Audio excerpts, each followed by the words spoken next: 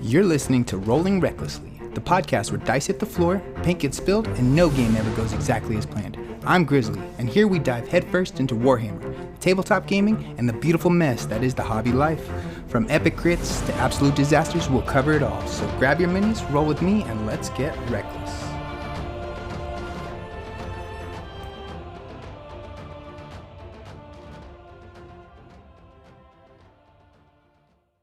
Welcome back to Rolling Recklessly, the podcast where we deep dive into the mortal realms, from lore and narrative to tabletop strategy and hobby talk and everything in between. I'm your host Grizzly, and today we're stepping into one of the biggest turning points in Age of Sigmar's entire storyline. Last episode, we wrapped up the chaos and consequences of Broken Realm saga, Morathi's ascension, Teclis nearly deleting Nagash from existence, Be'lakor shattering the Stormgate network, and Kragnos breaking free from his ancient prison. The mortal realms were already on the edge of collapse, and then Alarielle's Rite of Life sent a shockwave of raw magic tearing across every realm. And that's where today's story begins. Welcome to the Era of the Beast, a time when Ghur rises to dominance, monsters awaken from the ages of slumber, and the world itself rebels against civilization. Kragnos, the end of empires, storms into the spotlight. Stormcast find themselves reforged in new forms. Dawnbringer's crusades take their first steps into the wilds, and every faction feels the shift as primal magic reshapes the balance of power. This is the moment the mortal realms get loud, untamed, and absolutely unpredictable. So grab your dice, tighten your armor straps, and let's roll into the Era of the Beast, where the mortal realms themselves become the greatest threat of all. To understand why the Era of the Beast hit the mortal realm so hard, you have to understand how desperate the situation was at the end of the Broken Realms. Ghyran, the realm of life, had been pushed to its breaking point. Nurgle's rot was embedded in the soil. Beasts were sick, forests were dying faster than Alarielle could heal them, and the wars beginning to spill into the sacred glades she guarded. So Alarielle made a choice she had avoided for centuries, a choice that would change every realm, not just their own. She unleashed the Rite of Life. This ritual wasn't a spell, it was a reset button on nature itself. Alarielle poured her grief, fury, and power into the land. Wild magic erupted across Ghyran like a seasonal storm unleashed all at once. Roots splitting stone, rivers boiling with energy, forests regrowing overnight in tangled and impossible ways. But the mortal realms are not separated. Self-contained worlds. Their borders bleed into each other. Their energies overlap, and the life magic is among the most infectious forces in existence. Once released, the rite didn't stop at Ghyran. It spread into Akshi, where it would make flame-wreathed beast bolder and more aggressive, into Shaiish, where it disrupted the natural cycle of death and rebirth, and into Hysh, where radiant creatures awoke with new ferocity, and most importantly, into Ghur, the hungry belly of the mortal realms. And Ghur responded. The realm of beast is already saturated with emotions like instinct, dominance, fear, and competition, and when you pour raw life magic into a place like that, everything gets turned up to 11. Herds that had slept for generations awoken. Alpha predators challenged for territory on a continental scale. Forests and plains shifted, reshaped, or outright consumed anything that stood still too long. And buried somewhere beneath all of that savage upheaval, something ancient began to stir. Kragnos, last of the Dro'gruk, breaker of the elder races, the hammer that once shattered the empire before Sigmar ever rose to godhood. Long ago, the gods, likely a coalition of forces including Gorka Morka, had sealed Kragnos away deep underground, terrified of his unstoppable rage and cataclysmic power. He was locked inside a prison of stone where he could do no more harm. Until now, when Alarielle's Rite of Life washed through Ghur, it cracked the foundations of his cage. Earth split, magic surged, ancient wards flickered, and in one explosive moment, the stone shell imprisoning Kragnos burst open. His awakening wasn't quiet. It wasn't subtle. It was catastrophic. Realm-shaking event. An earthquake felt across nations. And as he emerged, blistering with rage and confusion, Kragnos only had one instinct left. Destroy. Cities meant nothing to him. Mortals meant even less. To Kragnos, the mortal realms weren't worlds to rule. They were obstacles to smash through. And in his first steps out of the earth, marked the start of a new era. One not shaped by gods, not by nations, but by the raw, unchecked fury of a resurrected titan. Alarielle meant to heal the realms. Instead, She woke up the realm's biggest nightmare. This moment, this single violent awakening, is what truly ignites the Era of the Beast.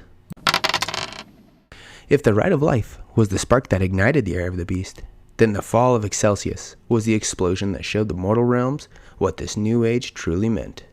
Excelsis wasn't just any city. It was the Jewel of Ghur, a frontier metropolis built on courage, prophecy, and stubborn human will. A city of hunters, pioneers, battle mages, and free-spirited warriors who dared to carve out a bastion of order in the most feral of realm of all. But it was also something more. Excelsis sat atop a massive deposit of realm stone called Glimmer Mist, a material that granted prophetic visions. This made the city a magnet for adventurers, and a target for enemies who wanted that power for themselves.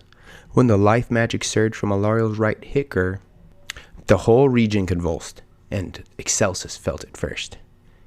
Its prophetic visions grew unstable, its beast grew savage, its borders felt thinner and more fragile, and right as the city reeled from the chaotic changes, the true storm hit. A massive coalition of destruction forces, Oryx, ogres, Kruleboyz, even feral beasts drawn by instinct, surged towards Excelsis in a wave of primal fury. They weren't united by strategy or diplomacy. They were united by this new heartbeat of the realms. Might makes right, territory is truth, and the strong take what they want. This is the moment the Kruleboyz truly emerge onto the stage. While the Iron Jaws stampede, the Bone Splitters hunt, the Kruleboyz scheme. They had always lurked in the swamps and mires of Ghur, hiding behind the fog banks and poison clouds, but the Rite of Life amplified everything. The swamps grew thicker and more alive. Strange bog animals rose in number. Cunning magic sharpened, and new territorial borders created chaos. And to the Kruleboyz, this chaos was opportunity. As Kragnos stirred, the Kruleboyz slithered out of the wetlands alongside him. Not as loyal allies, but as opportunistic predators drawn to the biggest source of destruction around. Swap Collar shamans interpreted the Rite of Life as an omen. Killer bosses saw it as the perfect time to strike.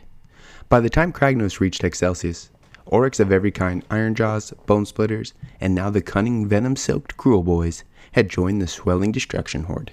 This wasn't just a warband. It was a stampede powered by prophecy, rage, and swamp witchery. And at the head marched Kragnos, furious, unstoppable, and newly awakened to the world that had forgotten to fear him. His arrival wasn't subtle. Every step he took made the ground buckle. Every roar sent an entire warband into a frenzy. And when he set his sights on Excelsis, it wasn't just because he hated the city. It wasn't because of a strategy or a vendetta. He wanted to break something, and Excelsis was in his way. The defenders fought with everything they had. Stormcast of the hammers of Sigmar were deployed in force, and cities of Sigmar soldiers fortified every wall. Even Elf Auxiliary tried to help in and stem the tide. For a moment, just a moment, it looked like they might hold. But then Kragnos hit the gate. His first impact shattered the stone that had withstood for centuries.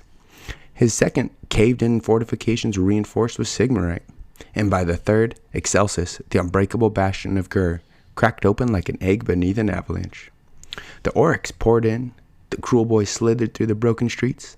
Monsters, beasts awakened by the rite, stampeded through the markets and temples. It was chaos in its purest, most physical form. Not sorcery, not demons, not gods, just raw savagery of Ghur unleashed. Stormcast died, reforged, returned, and died again. Citizens fled, fought, or were trampled beneath the tide. And above it all stood Kragnos, smashing his way deeper and deeper into the heart of the city. Excelsis did survive, barely, only through desperate last stands, Stormcast counter-assaults, and the sacrifice of countless defenders did the city avoid total obliteration.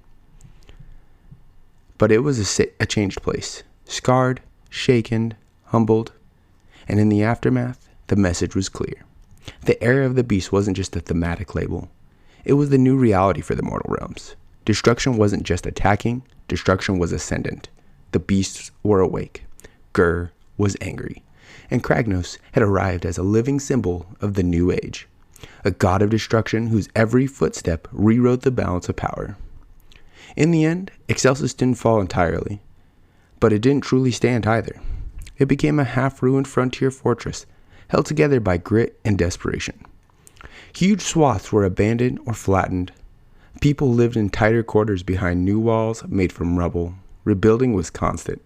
Anxiety was high, and the glimmer mist visions, once helpful, became erratic and terrifying. Excelsis transitioned from the shining jewel of Ghur to the scarred last stand of order in the wilds. Its survival only deepened its myth. And now, everyone else, Sigmar, Alarielle, and the Elven Pantheon, had to figure out how to survive in a realm where nature itself demanded conflict. After the Rite of Life and the Fall of Excelsis, it became painfully clear to Sigmar that the old way of fighting wars wasn't going to cut it anymore. The Stormcast Eternals, once the unstoppable golden heroes of the realm, were starting to fail. Their reforging was breaking. Their souls were splintering. Every death came with the risk of losing memories, personality, or losing the warrior entirely. And the mortal realms were changing faster than Azir could respond. The Necroquake shattered the stability of Azir's magic. Kragnos Returns shook the power of balance. Ordered bastions were falling faster than Sigmar could reinforce them. So, Sigmar changed his approach. He forged a new breed of Stormcast. Not just reforged heroes, but champions reborn with a purpose-built armor designed to pierce the heart of destruction itself. The Thunderstrike armor. And what makes the Thunderstrike armor so different? Thunderstrike armor wasn't just a cosmetic upgrade. It was a technological and divine answer to the reforging crisis. It anchored Stormcast souls more securely, cutting down the risk of losing memories. It also allowed reforging to break Chaos's bindings, letting Stormcast explode and lightning to purify the battlefield as they ascended back to Azir. It also let Stormcast drop from the heavens in more precise, aggressive strikes, making them perfect for shifting terrain of Ghur. The reforging process itself was updated, more humane, more stable, and less likely to shatter the warrior's identity. Stormcast felt closer to who they had been in life. This was Sigmar's counterpunch to an age of spiraling into primal savagery. But the armor wasn't the only new weapon Sigmar unleashed. He also sent in Yndrasta, the celestial spear, a saint-like manifestation of Sigmar's wrath and compassion, part angel, part executioner, a myth walking in daylight. Yndrasta became the symbol of this new era. She hunted the biggest beast of Ghur produced. She rallied crusades in free cities. She brought hope where entire regions had been given up for dead. In many ways, Yndrasta was the poster hero for the era of the beast, the perfect counterbalance to Kragnos, the unstoppable storm answering the unstoppable beast. The next evolution after that was strategy. Sigmar realized the Stormcast couldn't just teleport into territories, strike, and leave anymore. The realms needed permanent reclamation. So, he launched the Thunderstrike Crusades, massive, multi-year campaigns combining Stormcast, Dawnbringers, Free Guild soldiers, elves, Dwarden, and any mortal allies. Their mission? Rebuild lost cities, retake wildlands, establish new strongholds deep in Ghur, and carry Sigmar's light further than it ever had been before. These weren't quick military campaigns, they were pilgrimages of conquest and devotion. Stormcast served as champions and guardians of mortal settlers who risked everything to reclaim the realms. In return, mortals gave Stormcast something they desperately needed. A reason beyond war, a purpose beyond reforging, a future worth fighting for. This era reconnected Stormcast with the people that they had defended. They weren't divine warriors falling from the sky. They became teachers, protectors, leaders, and symbols of hope. The reforging crisis made many Stormcast rediscover their humanity. They mourned, they celebrated, they forged bonds with the Dawnbringers and the cities that they saved. Some even regained fragments of their past lives.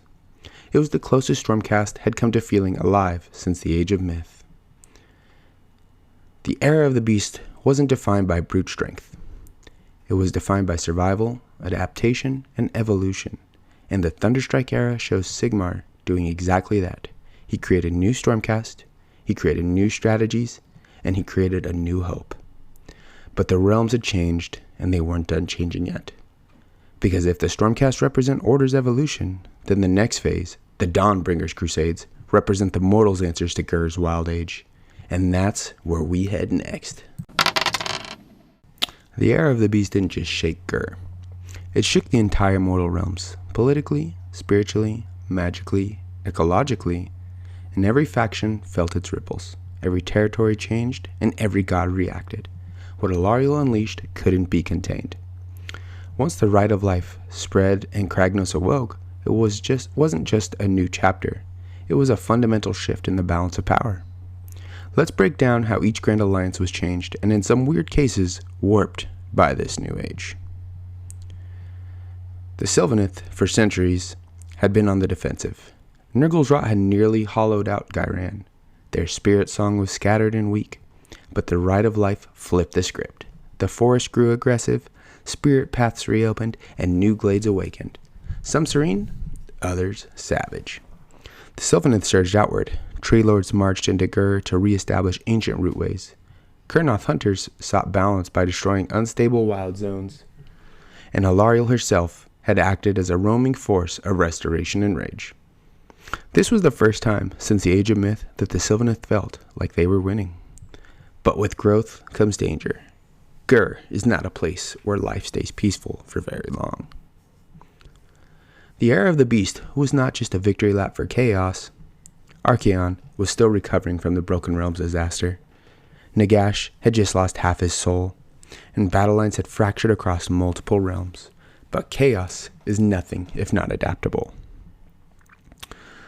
Loved the rise of constant primal conflicts. Khorne, he surged in Ghur especially. Battles meant blood, and blood meant offerings.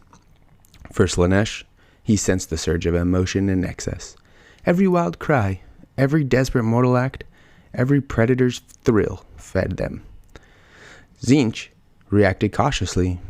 Ghur's raw, unpredictable magic was hard to manipulate, but in all instability, a future playground for sorcery.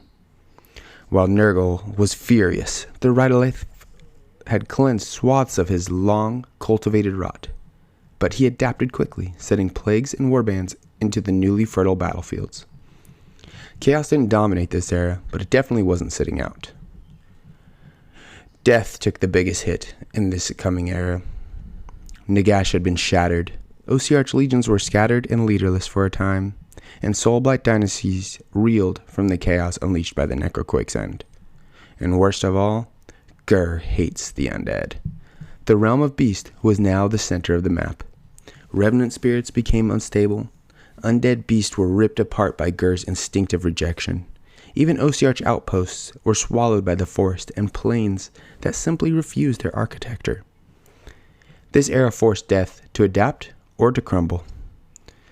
Some Soulblight thrived, especially in the more rural, wild regions, but death as a whole took a step back while destruction surged forward. Destruction's ascendant. This was their golden age, their moment, their time. Destruction had always been tied to instinct, savagery, and territorial dominance, and the Rite of Life amplified those traits across the realms. The Ironjaws grew bolder. They marched further, hit harder, and followed the biggest fights. The Bonesplitters, the primal magic surging through Ghur, sent them into prophetic frenzies. They believed the beasts were delivering messages from Gorka Morka himself.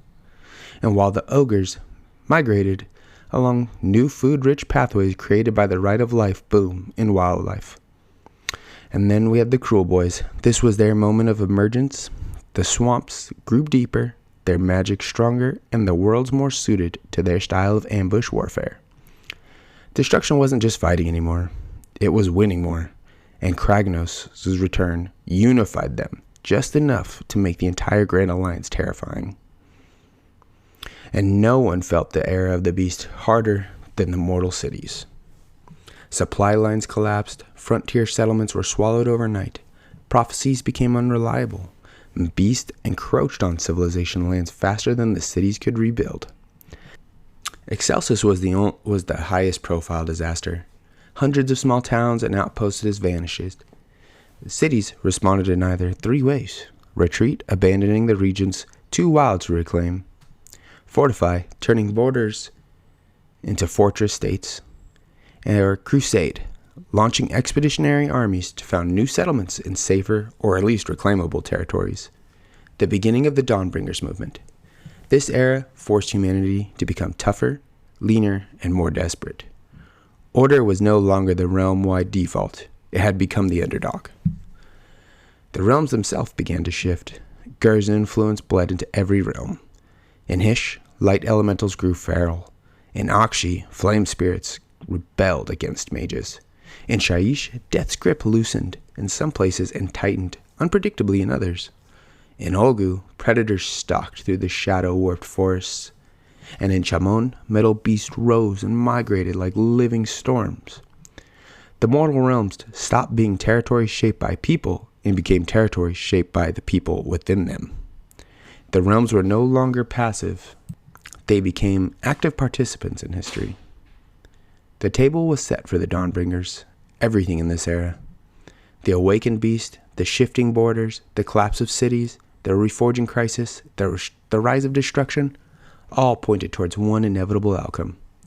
Humanity and order needed to reclaim their realms through sheer will. Not Stormcast alone, not gods, not ancient heroes, mortals. And that's where the story heads next, straight into the Dawnbringers Crusades, where entire armies march across realms to plant new cities, or at least die trying. How does order fight back in an age that wants them gone? If the era of the beast was defined by chaos, upheaval, and raw primal instinct, then the Dawnbringers Crusades are the moment when humanity and the wider forces of order finally say, we either reclaim the realms, or the realms will swallow us whole. The mortal realms weren't built for passive survival anymore. Alarielle's Rite of Life changed everything. Ghur grew hungrier, Ghyran grew wilder, Akshi grew hotter, and Shyish just grew stranger. Beasts roamed openly, chaos forces exploited new weaknesses, and destruction reigned in multiple regions without resistance. Cities of Sigmar had a choice: retreat into what little territory they still had, or push outward with a bold, almost reckless plan. And they chose the latter. And that brings us to the Dawnbringer Crusades. These crusades were no small strike forces. They were more like moving civilizations. Caravans the size of armies carrying soldiers, masons, priests, scouts, explorers, families, artisans, and even entire cultures.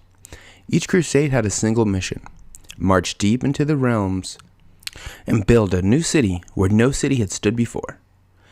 These weren't raids, these weren't expeditions. They were the boldest, most dangerous expansion effort since Sigmar founded the first human cities in the Age of Myth. And every crusade's journey was a story in itself. Fighting monsters, surviving storms of living stone, crossing realms where the magic itself tried to kill you. And why they had to march was Sigmar had no better choice. The Dawnbringers weren't a power grab. They were survival. Cities were overcrowded, food shortages threatened entire populations, and the realm's geography changed constantly. Safe land was disappearing. Trade routes collapsed, and Ghur's influence made the edge of every empire very dangerous. Sigmar knew the truth. If order didn't expand, it would eventually be cornered. Stormcast could fend cities for themselves, but they couldn't grow civilizations alone. The gods were too fractured, the elves had their own agendas, and the Duarden couldn't bolster every frontier. Mortals had to carry the future of order on their backs, and that's what the Dawnbringers represent. Hope made it to a movement. Stormcast support the march, but this is a mortal story now. Stormcast no longer simply teleported into battles as golden shock troops. During the era of the beast, they transformed into mentors, guardians, and vanguard escorts, forces for the crusades. Thunderstrike warriors marching alongside humans wasn't just cool visual storytelling. It was symbolized in a new philosophy. Instead of saving the realms for mortals, Stormcast were now saving the realms with mortals, a paradigm shift in the soul of Age of Sigmar. Though, the Dawnbringers marched into a land that hated them. Ghur stampeded against every caravan. Ghyran swarmed with predatory flora. Akshi lashed at them with living flamestorms, while Shyish warped the path beneath their feet. Every new settlement was bought with blood, sacrifice, and stubbornness. That struggles created the foundation for the entire current AOS narrative, including the cities we have in the new battle tome and the factions that rise and fall in the base of these new crusades. And that's where the Era of the Beast naturally transitions into. The story of the cities marching into the unknown, Heroes rising from the mortal ranks, Stormcast reforging their purpose, and entire civilizations expanding into realms shaped by beasts, gods, and ancient magic. And that's where Age of Sigmar begins to take the form that we recognize in 4th edition. The stage is set, the pieces are moving, and the realms are hungrier than ever. And that's where our deep dive into the Era of the Beast ends for today. An Age of Sigmar where the mortal realms stopped being a quiet background and started roaring back at everything living in them. Alarielle's Rite of Life reshaped the world. Kragnos' Awakening shattered the balance. Excelsis nearly fell. And Stormcast reinvented themselves. The realms themselves decided they weren't going to wait for mortals or gods to decide their fate anymore. This era is one of the reasons I love Age of Sigmar so much. The story never stands still. The realms grow, change, fight back, evolve, and force every faction to respond. And now, with the Dawnbringers Crusades on the horizon, it's the mortals' turn to step forward and to carve their story into the world that's actively trying to kill them. And that's exactly where we're headed next. Our next lore episode is going to be Dawnbringers Part 1, The March into the Unknown. We'll walk through the First Crusades, the dangers they faced, and how massive push to reclaim the realms reshaped everything leading into the 4th edition timeline. As always, thank you so much for everyone who listens, follows, sends messages, plays games, and makes this community what it is. Rolling Recklessly has grown faster than I've ever imagined, and I'm incredibly grateful for each and every one of you. From local players at J&J to the hobbyists around the world, tuning in each week. If you want to share your thoughts, show off your armies, or talk about anything from Kragnos to your favorite Spearhead builds, join us on Discord and follow the show on Instagram at rolling_recklessly_podcast and YouTube at Rolling Recklessly. And until next time, may your crits be high, your paint never dry, and your rolls ever reckless.